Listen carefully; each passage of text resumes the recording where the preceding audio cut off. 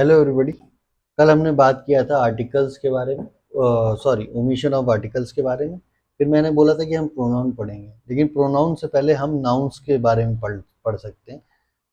पढ़ पढ़ना चाहिए हमें, क्योंकि हम नाउन से ही आगे हम प्रोनाउंस समझ पाएंगे। तो सबसे पहले नाउन होता क्या है। हम जो चैप्टर पढ़ने जा रहे हैं वो नाउन एंड इट्स केसेस पढ़ने जा रहे हैं। तो नाउन और उसकी केस पढ़ने के लिए हमें सबसे पहले नाउन को जानना जरूरी है। नाउन क्या होता है? नाउन एक वर्ड होता है, कोई भी वर्ड होगा जो रिफर करेगा या बताएगा किसी चीज के बारे में। वो चीज कुछ भी हो सकती है। वो बुक हो सकती है, नाम हो सकता है, एनिमल का नाम एनिमल हो सकता है, एनिमल का नाम हो सकता है, प्लेस हो सकता है, क्वालिटी हो सकता है। ठीक है। जैसे क्वालिटी में सॉफ्टनेस हो गया, आइडिया हो सकता है, आइडिया हो जाएगा। ठीक है। कुछ भी, दुनिया की कुछ भी चीज जो आपको मतलब कि सब्जेक्ट हो या जिसके बारे में बात हो, उस जिसके बारे में बात होगी उसको हम नाउन कह सकते हैं। नाउन सिंगुलर होते हैं और प्लूरल होते हैं। सिंगुलर नाउन जैसे राम हो गया, ही हो गया, शी हो गया।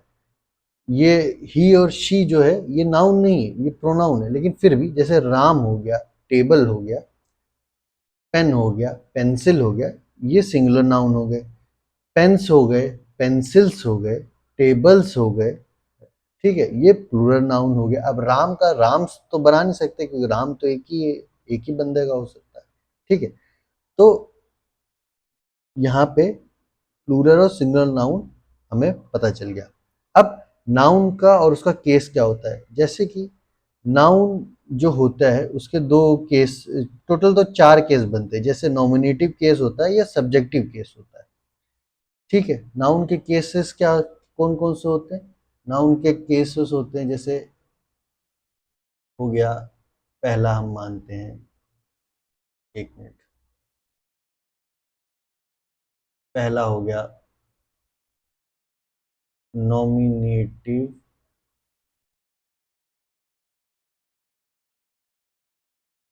और subjective case. Nominative subjective case मतलब कर्ता कारक, जो कर रहा है, जो एक्शन परफॉर्म कर रहा है, जो सब्जेक्ट एक्शन परफॉर्म कर रहा है, डेट इज कॉल्ड नॉमिनेटिव और सब्जेक्टिव केस। ठीक है। सेकंड जो होता है वो होता है ऑब्जेक्टिव केस। ऑब्जेक्टिव केस यानी कर्म कारक, जिसके ऊपर काम हो रहा है। ठीक है। That is called as objective case. Third जो होता है वो होता है पोजेसिव नाउन की केस। पोजेसिव केस होता है नाउन में। पोजेसिव केस मतलब जो पोजेशन, अधिकार या संबंध बता रहा हो, that is called as possessive case. ठीक है। फोर्थ जो होता है वो होता है vocative case. Vocative vocative case मतलब संबोधन कर रहा हो किसी से। ठीक है। किसी का संबोधन को क्या बोलेंगे? संबोधन को हम क्या बोलेंगे? जैसे कि hi Sara, ladies and gentleman, please take your seats. ठीक है। तो इस संबोधन कर रहा है ना, हाय सारा, सारा को सारा को संबोध कर रहा है, या सारा से वार्तालाप करने, सारा का नाम लेडीज एंड जेंटलमैन, तो ये भी लेडीज और जेंटलमैन को संबोध कर रहा है, तो संबोध वोकेटिव केस हो गई। नाउन के केस में हम मुख्य रूप से यानी इंपॉर्टेंट रूप से हम पोजेसिव केस के बारे में अभी यहाँ पे बात करेंगे। ठीक है। क्योंकि नाउन के साथ जो नॉमिनेटिव या ऑब्जेक्टिव केस में कोई प्रॉब्लम नहीं होती। कोई भी नाउन नॉमिनेटिव या ऑब्जेक्टिव केस में चेंज नहीं होता, मतलब वैसे ही रहता है। जैसे राम लव्स सीता। ठीक है। यहाँ पे जैसे कि राम लव्स सीता, राम सीता से प्यार करता है। तो सब्जेक्ट कौन हुआ, करने वाला कौन हुआ? राम। तो ये हो जाएगा नॉमिनेटिव। ठीक है। किससे प्यार कर रहा है, यानी ऑब्जेक्ट कौन हुआ, किस पे प्यार हो रहा है? सीता पे हो रहा है। तो ये हो जाएगा ऑब्जेक्टिव केस। ठीक है, इसमें कोई चेंज है? कोई चेंज नहीं है। राम लव सीता कोई चेंज नहीं जस्ट, और यहाँ उल्टा बोल दो, या अगर सीता लव्स राम, सीता राम को करती है तो सीता क्या करता, प्यार क्या कर रही है? प्यार कौन कर रहा है? सीता। सीता प्यार कर रहा है तो ये क्या हो गया? नॉमिनेटिव। किससे प्यार कर रही है? राम से प्यार करती है, राम को प्यार करती है। तो प्यार किस पे हो रहा है? राम पे हो रहा है, तो ये हो रहा है ऑब्जेक्टिव केस। यहाँ कोई चेंज नहीं होता, लेकिन पॉजेसिव केस में चेंजमेंट होता है। ठीक है। अच्छा, नाउन के प्रोनाउन जब हम पढ़ेंगे ना, तो प्रोनाउन के केस में नॉमिनेटिव और ऑब्जेक्टिव में चेंजेस होता है, वो हम प्रोनाउन जब पढ़ेंगे तो हम उस पर डिस्कशन करेंगे। अभी हम सिर्फ नाउन पे डिस्कशन करते हैं। नाउन पे भी कौन से केस पे डिस्कशन करेंगे? पॉजेसिव केस पे डिस्कशन करेंगे, क्योंकि पॉजेसिव केस से ही क्वेश्चन बनते हैं और हमें यही पढ़ना है। ठीक है, इसी में डाउट होता है। आगे बढ़ते हैं। पोजेस पोजेसिव केस क्या होता है? पोजेशन। पोजेशन, किसी का पोजेशन ले लिया, जैसे हमने रूम का पोजेशन ले लिया रेंट पे। पोजेशन मतलब अधिकार या ओनरशिप। ठीक है, पोजेशन। पोजेशन। पोजेशन। पोजेशन का मतलब होता है अधिकार। ठीक है, या ओनरशिप, हम उसके ओनर होंगे। तो इसमें चेंजमेंट होता है। इस चीज को हम, ठीक है, possession in case of noun is denoted by apostrophe s या ऑफ। ठीक है, या तो पोजेशन अपोस्ट्रोफी एस से होगा, या पोजेशन या ऑफ से होगा। ठीक है, इस इन दोनों ही चीजों का अपोस्ट्रोफी एस या ऑफ का हम यूज करके पोजेशन डिनोट करते हैं। जैसे कि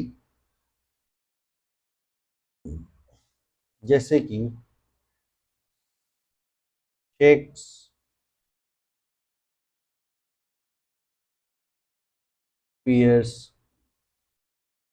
प्ले। Shakespeare's pledge. ठीक है, एक ये तरीका होगा, या एक तरीका हो गया द प्लेज ऑफ शेक्सपियर। ठीक है, दो तरीके हो, शेक्सपियर प्लेज हो गया, या तो द प्लेज ऑफ शेक्सपियर। अब यहाँ पे आपको नोट करने वाली बात यह है कि एक जगह मैंने अपोस्ट्रोफी एस लगाया है, एक जगह ऑफ लगाया है। कंफ्यूजन हो गई, अब क्या इस्तेमाल करेंगे? अपोस्ट्रोफी एस करेंगे या ऑफ करेंगे? तो यहाँ पे जो रूल है वो रूल ये है कि, रूल क्या है कि रूल एपोस्ट्रोफी का यूज हम लिविंग बीइंग बीइंग के साथ करेंगे। ठीक है, एपोस्ट्रोफी का यूज हम लिविंग बीइंग के साथ करेंगे, और ऑफ का यूज हम नॉन लिविंग के साथ करेंगे। ठीक है, एपोस्ट्रोफी का यूज हम लिविंग बीइंग के साथ करेंगे, ऑफ का यूज हम नॉन लिविंग बीइंग के साथ करेंगे पोजीशन बताने के लिए। जैसे कि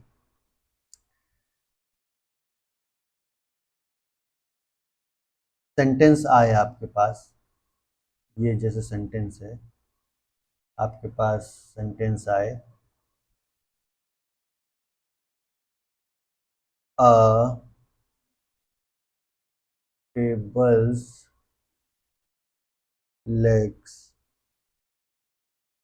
were broken। तो यहाँ ये सेंटेंस सही है, a table's legs were broken। Sentence यहाँ गलत है। क्यों गलत है?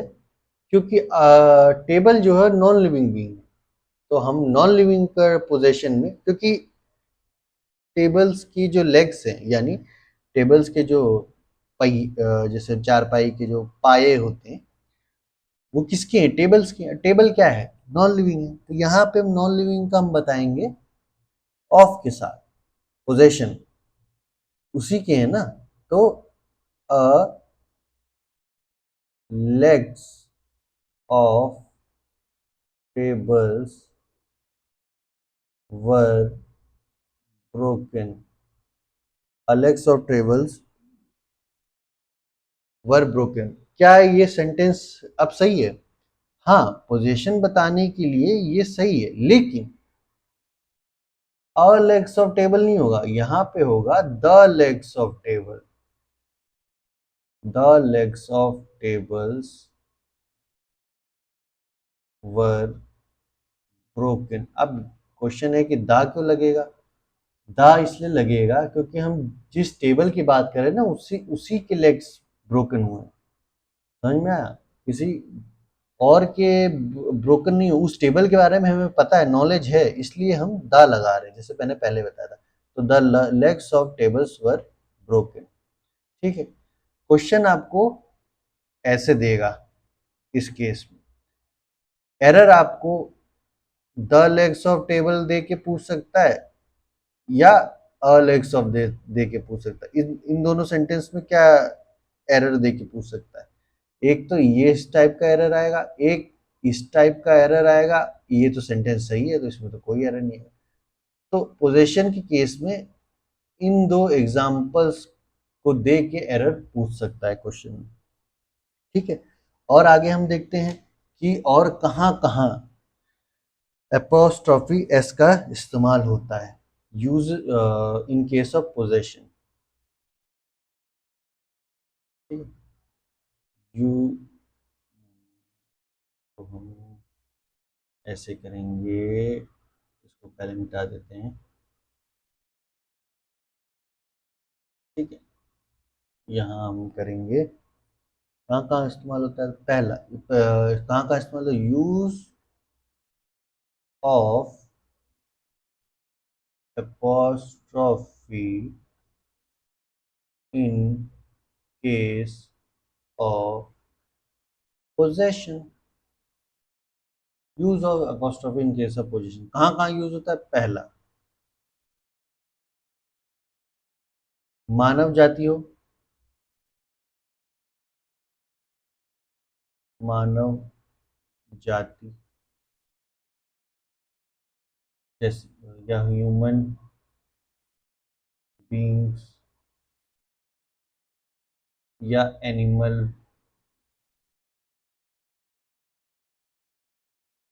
के साथ,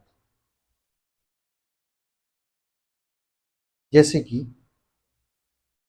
मैंस लाइफ। ठीक है। राम, राम्स वाइफ, राम की वाइफ, आदमी की जिंदगी। सीताज हस्बैंड। ठीक है। एनिमल के केस में dogs kennels, dogs kennel, cows tails. ठीक है। यहाँ इन केस में होता है। सेकंड कहाँ कहाँ इस्तेमाल होता है? अगर हम नॉन लिविंग बीइंग को लिविंग बीइंग में यूज करें, if we use words of non living nature in living format, जैसे कि fortune's favourite. If fortune's favourite होता है, फॉर्च्यून तो नॉन लिविंग थिंग है, उसका फॉर्च्यून का फेवरेट है, हाँ, क्योंकि फॉर्च्यून्स को हम लिविंग बींग किसका फेवरेट किसका होता है, लिविंग बींग का होता है। टेबल का थोड़ी ना फेवरेट होता है कोई चीज, या बॉटल की कोई चीज फेवरेट नहीं होती, वाटर की कोई चीज फेवरेट नहीं होती, इंसान की फेवरेट होती है ना, तो इंसान क्या लिविंग बींग है, तो इसलिए हम उसमें अपोस्ट्रोफी एस का इस्तेमाल करेंगे। ठीक है। और देखें, डेथ आईसी हैंड्स, आइसी हैंड्स मतलब ठंडे हाथ। ठंडे हाथ किसके होते हैं? आइसी हैंड, दैट्स आइसी। ठंडे हाथ किसके होते हैं? ठंडे हाथ, हाथ तो लिविंग बीइंग के होंगे ना, ठंडे हों चाहे गर्म हो, लिविंग बीइंग के ही होंगे। अब लेकिन यहाँ लिविंग बीइंग का डेथ का इस्तेमाल किया, नॉन लिविंग है, नॉन लिविंग को लेकिन लिविंग के फॉर्मेट में इस्तेमाल किया गया, इसलिए हम यहाँ पे डेथ्स आइसी हैंड लिखेंगे। फिर कुछ शब्द होते हैं, जैसे कि a moment's, a moment's delay, ठीक है, अ वीक लीव, ठीक है, a month's, a month's absence, ठीक। कोई दिक्कत? A razor's edge, a needle's point, a coat's length, ठीक है। समझ में आ रहा है ना आपको? The earth surface, the earth gravity, the earth creatures, the earth, the earth area, ठीक है, द सन्स रेज, ठीक है, heaven's will, the the earth content, ठीक है। और कौन से शब्द होते हैं? और कौन से शब्द होते हैं?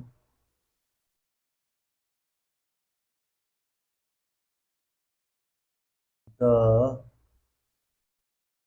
सोल्स डिलाइट, या द सोल्स जर्नी, द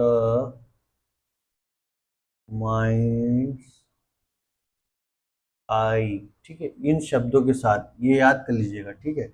ये सब जो है ना, ये सब याद कर लीजिएगा, ये हो गया, ये हो गया, ये हो गए, ये हो गए, ये हो गया, ये हो गया, ये हो गया, इनके साथ ना अपोस्ट्रोफी एस लगता है, ये आप याद कर लीजिए, ठीक है। और कहाँ कहाँ इस्तेमाल होता है? जब भी कोई चीज के बाद, या वेट बताने वाला, उसके बाद अगर वेट शब्द का इस्तेमाल हुआ हो, जैसे कि वजन बताने वाले शब्दों के साथ यदि उनके बाद वेट लगा हो, ठीक है, वजन, वजन, वजन बताने वाले शब्दों के बाद वेट वेट वर्ड यूज हुआ है तो एप्रोस्ट्रोफी एस लगेगा लगेगा। जैसे अ टन्स वेट होता है, अ पाउंड्स वेट होता है। ठीक। अ ग्राम्स वेट होता है। क्यों हो रहा है? टन्स पाउंड्स ग्राम में क्यों लग रहा है? क्योंकि एक तो वजन बता रहे हैं, उनके बाद वेट लगा हुआ है, तो इस शब्द में अपोस्ट्रोफी एस लगेगा। चाहे यहाँ ग्राम्स हो, चाहे पाउंड्स हो, या टन्स हो, किलोग्राम्स हो, ठीक है, कुछ भी हो, ठीक है, तो ये अपोस्ट्रोफी एस लगेगा उसमें। ऐसे ही सेम होता है मनी के केस में। मनी यानी पैसे बताने वाली जो यूनिट होती है, मनी यानी मुद्रा हिंदी में लिख सकते हैं, पैसे तो लिखेंगे तो क्या, मुद्रा बताने वाली मुद्रा बताने वाली यूनिट के बाद मुद्रा वाली यूनिट के बाद वैल्यू या वर्थ वर्ड का यूज हो तब। ठीक है, अपोस्ट्रोफी एस लगता है। जैसे कि अ रुपीज वैल्यू या अ रुपीज वर्थ। ठीक है। अ पाउंड्स वर्थ या पाउंड्स वैल्यू। ठीक है, ध्यान है कि पाउंड वजन भी होता है, पाउंड वेट भी होता है। ठीक है, तो यहाँ पे क्यों लगा है इनके पीछे? क्योंकि इनके बाद वैल्यू या वर्थ लगा है, तो एपोस्ट्रोफी एस लगेगा। ठीक है, आगे पढ़ें। और कहाँ लगता है? अगर हम ऐसे लिखे ना, कभी भी याद रखिए, दो लगातार नाउन के साथ एपोस्ट्रोफी एस नहीं लगता। दो लगातार नाउन जो होंगे उनके साथ एपोस्ट्रोफी एस नहीं लगेगा। जैसे राम वाइफ्स करियर, ये नहीं लिखा जाएगा, ये गलत है। ठीक है, हमेशा लिखा जाएगा the career career of Ram's wife. ठीक है, कोई भी कंपाउंड नाउन होगा, कंपाउंड नाउन जब भी होंगे, कंपाउंड नाउन के लास्ट में एपोस्ट्रोफी एस लगेगा। जैसे कि his son in laws. His उसका, पोजेशन उसका ही सन इन लॉ है ना, तो पोजेशन किसका है? हिज का है। सन इन लॉज कंपाउंड नाउन है, सन इन लॉज। ठीक है, वैसे ही द गवर्नमेंट ऑफ इंडिया नहीं होता, इंडियाज होता है। The government of India's orders. ठीक है, हम एक तो कंपाउंड नाउन है, कंपाउंड नाउन के बाद में अपोस्ट्रोफी एस लगता है। ठीक है, कोई दिक्कत इसमें नहीं। अगर आपको बोला जाए राम एंड सीताज सन, या राम एंड सीताज सन, दोनों सेंटेंस आपस में सही है। राम एंड सीता सन, राम और सीता का बेटा, यानी राम और सीता जो बेटा होगा उसके मई पापा हैं। और राम्स एंड सीता सन, यहाँ पे राम जो होगा ये होगा सन्स हो, यहाँ पे राम और सीता ये दोनों अलग अलग हो जाएंगे, यानी इंडिविजुअल हो जाएंगे, क्योंकि इंडिविजुअल हैं और अलग अलग तो प्लूरल होगा, तो इनका सन नहीं होगा, इनका सन्स होगा। ठीक है, ये याद रखिएगा इस चीज को, ये क्वेश्चन एग्जाम में आते हैं। ठीक है, तो ये हो गया आपका पोजेशन का। ठीक है, और कोई पोजीशन में, कंपाउंड नाउन में और कोई दिक्कत होगी तो मैं आप कमेंट बॉक्स में पूछ सकते हैं। आज के लिए सिर्फ इतना ही। अगर वीडियो आपको अच्छी लगी हो तो लाइक करिएगा, चैनल को सब्सक्राइब करिएगा और शेयर ज़रूर करिएगा। ठीक है, thank you very much, thank you.